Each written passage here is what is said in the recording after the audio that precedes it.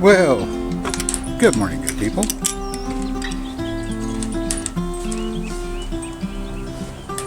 Jason here with Green Heaven Forestry.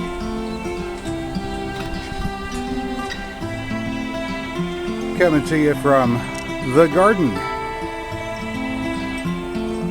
here in Oklahoma, Zone 7A.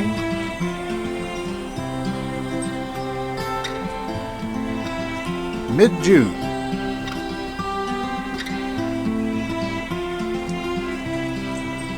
Where we have elderberries forming. Our cannas are starting to bloom. The hummingbirds just love these guys, but they love the orange, or not the orange. They love the red ones more. Spiderwort still blooming. These Monarda fistulosa are blooming and attracting what looks like a hoverfly there.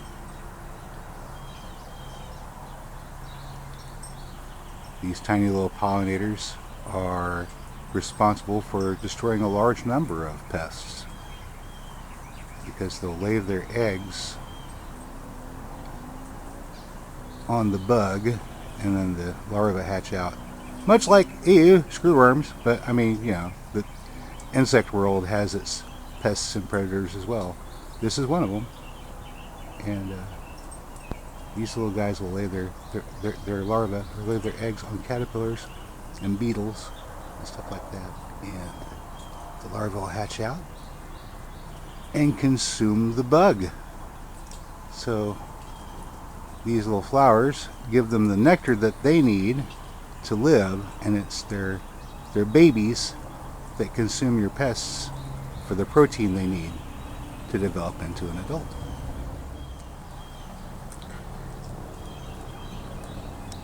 Another pollinator. These moths are called wood satyrs. Wood satyrs, of all things. Yeah, there's a variety of different woodland moth species. These are one of them.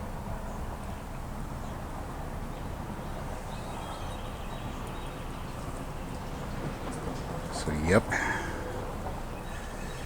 I guess we're going to come into an arbor filled with burgeoning grapes in the company of satyrs. Wait. This moment is not perfect. No, it is not. Haha. Let us go peruse the nymphs. My apologies, good people. Today I wanted to talk to you about Eden, or the Garden of Eden, concept of the Garden of Eden. And of course we're going to have to get into some biblical stuff for that.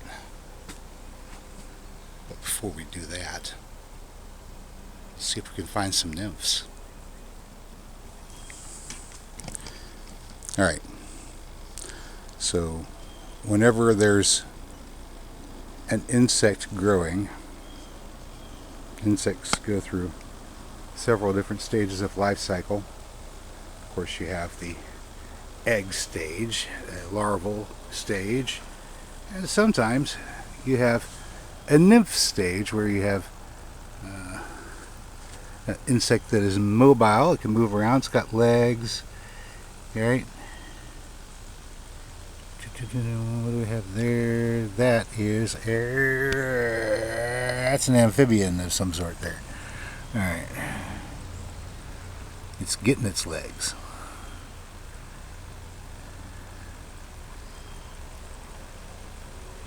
It might not be alive. That one might not have made it. Anyway, we'll see. Did it move? It didn't move. Nope, that one didn't make it. Okay. Pardon me. Pond cleanup. Sometimes we get pollywogs that don't make it.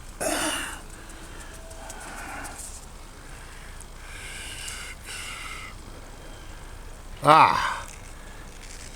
And here we have a nymph. Looky here. There's a pollywog. That tadpole didn't make it.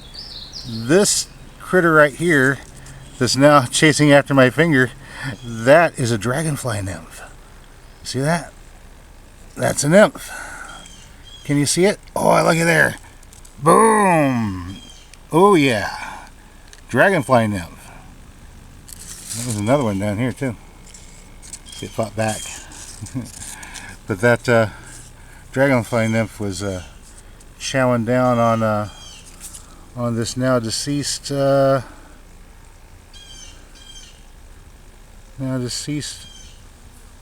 transforming tadpole, and I disturbed their dinner, so I need to get them back in there and they can get back to business.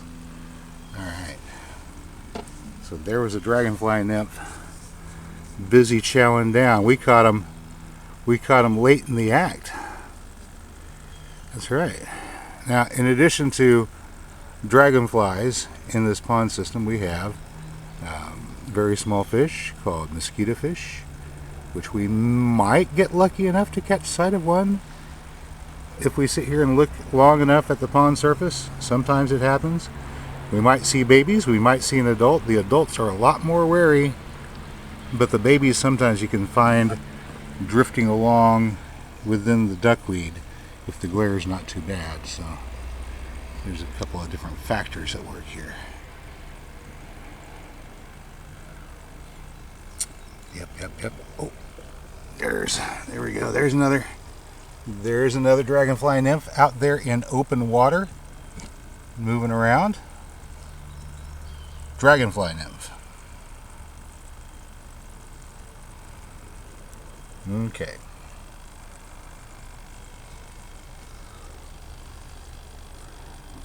Their aquatic stage, the dragonfly nymphs are voracious predators, and they absolutely eat the snot out of everything they can. So that's part of the reason why this little amphibian, this little froggy, got himself up and out of the water. Although that doesn't necessarily mean that you're totally immune to being attacked by a dragonfly. They can climb up out of the aquatic environment to a certain extent as well, and as a matter of fact they do whenever it's time for them to hatch. So right now this little frog is taking a break from being harassed by mosquito fish and dragonfly nymphs, because this pond may look placid, but it is underneath the surface it's a highly predatory environment. There are no mosquitoes that can survive in here. Oh, there they are. There's some little tiny mosquito fish. Can you see them? Right down there in the clearing. There they go. And they're moving out of the light. Yeah. I'm going to try to track them anyway. Hopefully the camera will pick them up. There's two of them. They're moving through the open water here, close to the surface.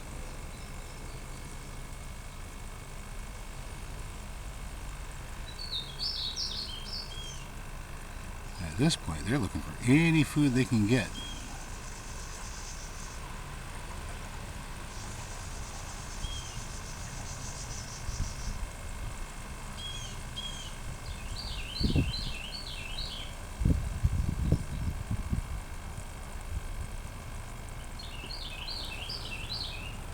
All right.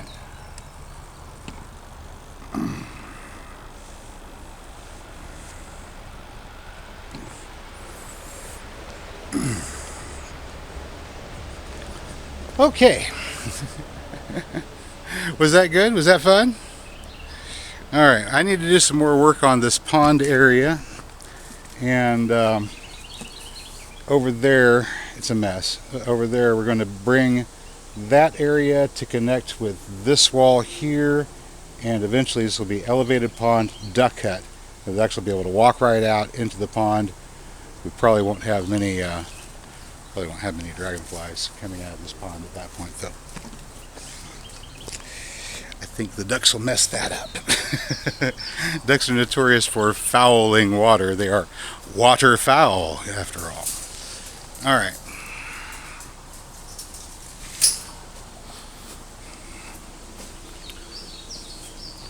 Hey guys, if it's not too much trouble, if you're enjoying this content, could you reach down there and hit the like button?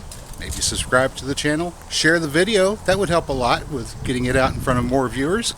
And let's go now back to the video. Yeah. Now, Genesis 1 gave us this entire chronology with days of creation and all of these things. And if you're looking through Genesis 1, you should note that after everything is made, the Creator says, it's good. Okay, put a pin in that for the moment. We're going to be talking about Eden today. But you'll notice that in the Genesis 1 portion of the story, there's a chronology where everything is made. And on day 3 is where you have waters being separated, as in you have dry land, and then you've got water in the atmosphere, and you've got water in the sea. So water's being separated out, and you have dry land and all that good stuff. But you haven't had vegetation produced yet, right? No rain, no vegetation. This is just setting the stage. And this is where Genesis 2:5 picks up. Is, okay, at this point, before there's any vegetation, before there's any rain, before there's any creatures on the planet even, now we're going to talk about planting a garden in Eden and creating a man. I guess I was going to do a video on what is a man, right? Which I suppose we could still do. But I wanted more to look at this story of the Garden of Eden and examine it in sort of a rationalist sort of respect. We know that this is before there is any living life on the planet. There's no ecosystem here. There's just the earth, the raw minerals, the water that's now in solid and liquid form and gaseous form, separated out into its various states. That is necessary to set the stage for the production of life, but there is no life yet. So here in this idealized garden setting, Creator is making man, right?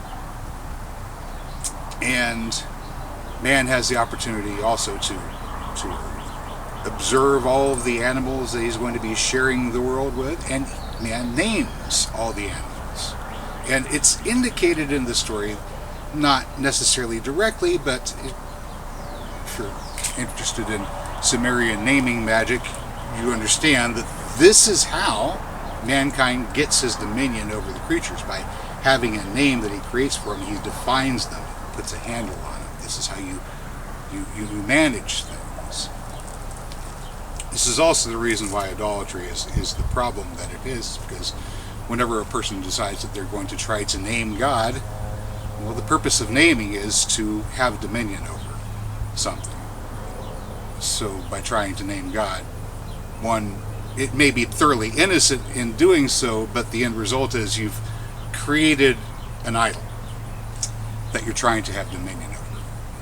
It doesn't exactly work in the context of a God that creates man to accomplish a task in the same way that a God creates a plant to accomplish a task, or any other creature to accomplish a task. It's part of a functioning system that works when everything performs its function. Whenever something's in excess, the system culls the excess. Whenever there's a deficit, the system says, hey, we need something to come in and take care of this deficit. And if it's available, something does fill that niche. That's the way the natural system works. Humans have a problem, of course, not integrating with natural systems. This is, of course, the source of all of our problems. We got away from tending our own gardens and figured, well, somebody else is going to take care of the essential task that mankind is designed for, if we can use the term design, which is, of course, tending a garden. What they're calling a pashat, the surface story of the Garden of Eden, is, to a certain extent, still valid. A man is, of necessity, a gardener. We can't exist with our exposed skin without something to shelter us. Now, that could be a canopy of trees, grapes, a grape arbor, clothing, of course, but we don't have clothing until we have developed a functioning ecosystem that we can extract clothing from. So once again, we are back to our basic necessity of being gardeners. We've already determined that a gardener is a keeper, an establisher of boundaries, and there is a hierarchy of authority which comes from what we would call God, down to, of course, the gardener, the man, who is responsible for keeping and maintaining boundaries. All right, this is all well and good. We're talking about Genesis 2 now and the Garden of Eden. Now we know that there aren't any physical animals, and we know that there aren't any physical trees on earth at this time, because we already know from the previous chapter that these things don't come into existence until later. If these things do not come into existence until later, what is happening in the Garden of Eden? What's happening in the Garden of Eden is not happening in the physical realm, it's happening in the realm of form, realm of ideas. It's happening in this what we would call maybe the spirit realm, if you want to think of it that way. This is not a physical place.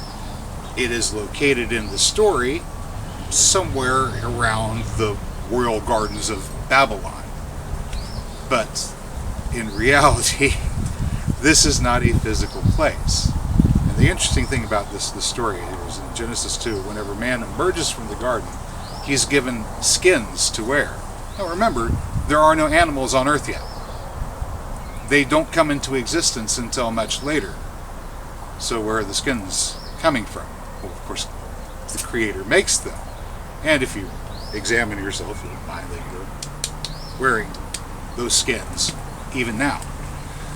Because the Garden of Eden is within you. It's around you. And you can be a part of it. Consider the birds of the air, how they neither sow nor reap. You see, the reason that their provision is taken care of is because they are carrying out their function. We call it instinctive behavior. That bird's up there on the wire right now, looking for... Oh, now he takes off. He was up on the wire looking for tasty bugs to eat. I guess he didn't see me that caught his fancy. Or perhaps I spooked him, I don't know. Yeah?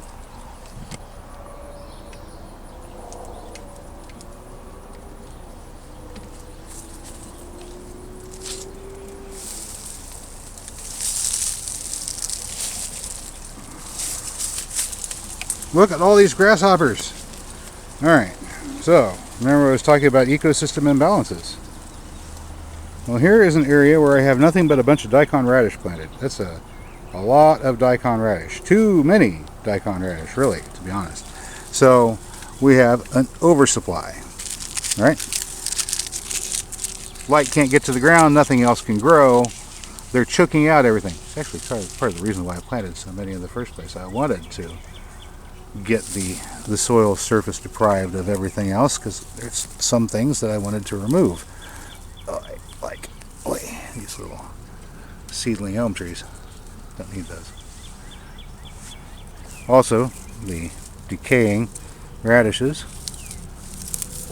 are going to improve the soil. We have these really large taproots here. As those decay down, they feed the earthworms. The earthworms create worm castings. Yep.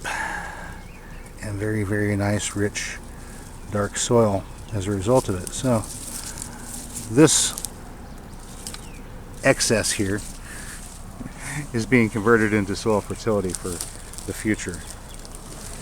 I'm not worried about it. Well, you'll notice where the grasshoppers kind of stop. Bite here and there on the mint, but they're not interested in that. It's not a problem. Nor on the Monarda.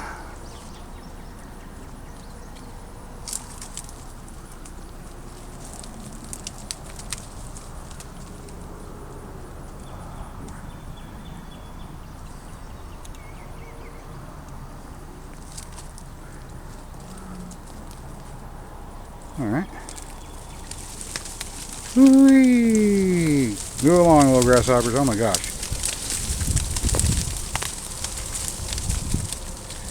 Well, soon enough, all of this will be gone, and the grasshoppers will be exposed and have nowhere to hide. I wonder how they're going to feel then. We're almost to that point. Almost to that point. We're going to have to switch out our ground cover. And of course, part of that switch is in the pot right behind me. Where is it? Where is it? Oh my gosh. Pardon me. Excuse me. This is Jerusalem artichoke. Oi. You plant them once. You plant them once, you're going to wind up having them forever. I mean, these just kind of wandered over next to the walkway. Actually, there's one in the walkway here. I don't even know how it got there. All right. These guys are Seminole pumpkins, and I got them started in these little pots out here, and I figured, hey, we'll get them started in pots and transplant them whenever the time came, and I think the time is about now. I've already started moving some of our gourds. This is a bottle gourd. Well, a bottle gourd. You're going to come around here, and you're going to start climbing. Sorry, you're going to start climbing this canna. This is a Canna indica purpurea, originally from South America. Produces a starchy edible tuber underground. Grows up to be about 10 foot tall or so.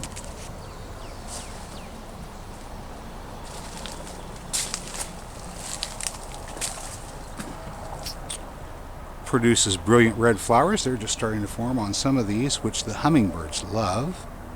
There you go. Flowers are also edible, but I prefer to leave them for the hummingbirds. Thank you. This one right here is called Canna edulis. This is the more commonly cultivated form of Canaceae, and this is about as tall as they actually get. Whereas this purple variety that you can see over there behind, maybe you can see over there behind, they get much taller. But these guys get about 5 or 6 foot tall on the tops. Also very, very wonderful starchy root tubers.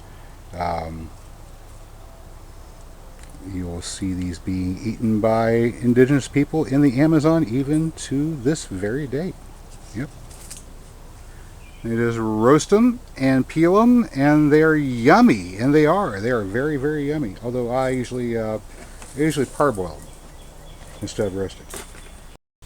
I want to think back to Genesis 1 for just a moment, and how at every point in creation, the Creator says, "It is good."